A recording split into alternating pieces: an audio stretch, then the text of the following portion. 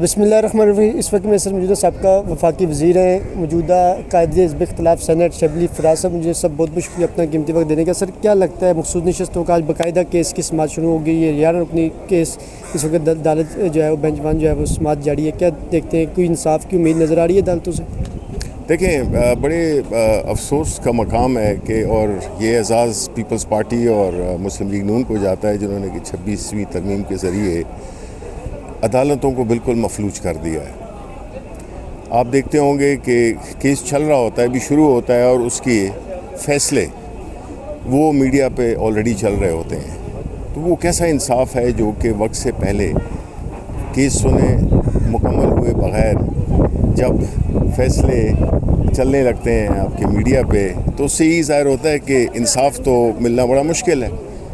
تو دیکھیں, میں تو یہ کہتا ہوں کہ جو انصاف کی کرسی پہ بیٹھے ہوئے لوگ ہیں, یہ اللہ تعالیٰ کے نائب ہیں اس زمین پر انصاف فراہم کرنے میں, اور ان پہ جتنی سب سے زیادہ ذمہ داری جن پہ عائد ہوتی ہے وہ ان پہ ہوتی ہے.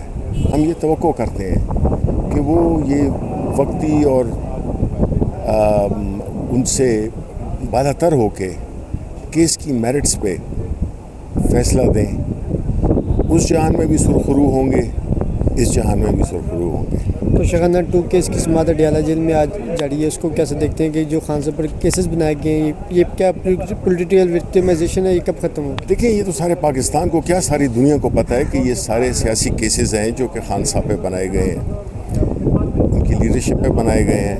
کوئی ایسا لیڈر نہیں ہے پاکستان تحریک انصاف کا جس پہ کہ 20 مقدمے, مجھے لے لیں 35 مقدمے ہیں, اس میں دہشت گردی کے ہیں. یعنی آپ بتائیں کہ جب دہشت گردی ہم میں, اور جو اصل دہشت گرد ہیں جو کہ بلوچستان میں دہشت گردی کر رہے ہیں, خیبر پختونخوا میں دہشت گردی کر رہے ہیں, تو ان میں اور ہم میں کوئی فرق ہی نہیں رکھا گیا. تو جو اس کی وجہ سے جو دہشت گردی کی جو دفعات ہیں وہ تو بالکل ان کو ڈائلیوٹ کر دیا گیا ہے, کیونکہ جب آپ دہشت گرد جو اصل دہشت گرد ہوتا ہے اور ایک سیاسی ورکر ہے, اس کو اگر آپ نے دہشت گرد بنا دیا ہے تو پھر فرق کوئی نہیں رہا.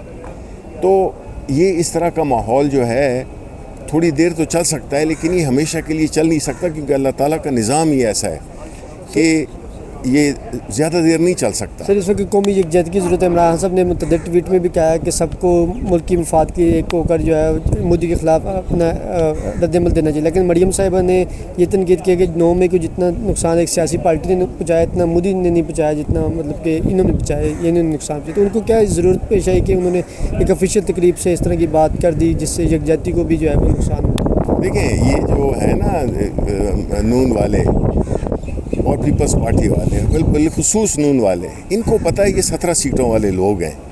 ان کو پتہ ہے کہ جب بھی حالات نارمل ہوئے تو ان کی حکومت 5 منٹ نہیں ٹھہرے گی.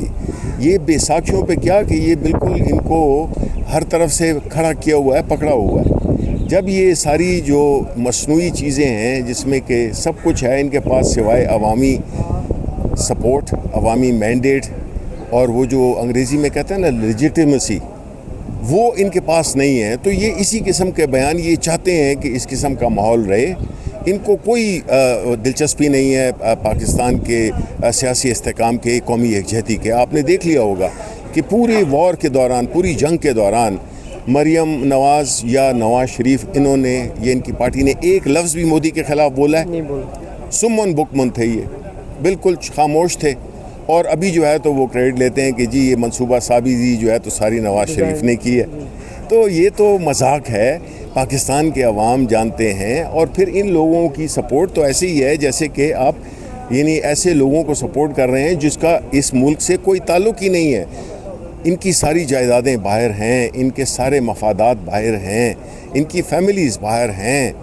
تو یہ تو پاکستانی عوام کو کیڑے مکوڑے سمجھتے ہیں. لاسٹ میں یہ بتا دیں کہ کیا اب تھوڑے قائد حزب اختلاف سینٹ کے کیا آپ لوگوں کے زیر غور ہے کہ کوئی عدم اعتماد لائی جا سکتی اسپیکر کے خلاف یا پرائم منسٹر کے خلاف کوئی مستقبل میں؟ دیکھیں, سینٹ میں تو اسپیکر کے خلاف نہیں لایا جا سکتی, وہ تو نیشنل اسمبلی کا وہ ڈومین ہے. تو اس سلسلے میں جو بھی پارٹی فیصلہ کرے گی وہ تو دیکھیں, عدم اعتماد تو پورے اس نظام پہ ہے. یہ کوئی صرف ایک ادارہ نہیں ہے جس کے کہ ہم کہیں عدم اعتماد ہے، کیونکہ جس طرح چیزیں ہو رہی ہیں اب آپ دیکھیں کہ سب سے بڑا جو نقصان آپ کسی بھی ملک کو کر سکتے ہیں کہ ان کی عدالتوں کو مفلوج کر دیں، اور وہ پیپلز پارٹی اور نون لیگ نے مل کر کیا ہے، جس کا کہ ان کو سیاسی جواب دینا پڑے گا، تاریخ میں ان کا نام کس طرح سے یاد کیا جائے گا اس کی ان کو پرواہ نہیں ہے، بیکاز یہ پیسے اور اقتدار کے پجاری ہیں۔ تھینک یو سر، بہت شکریہ۔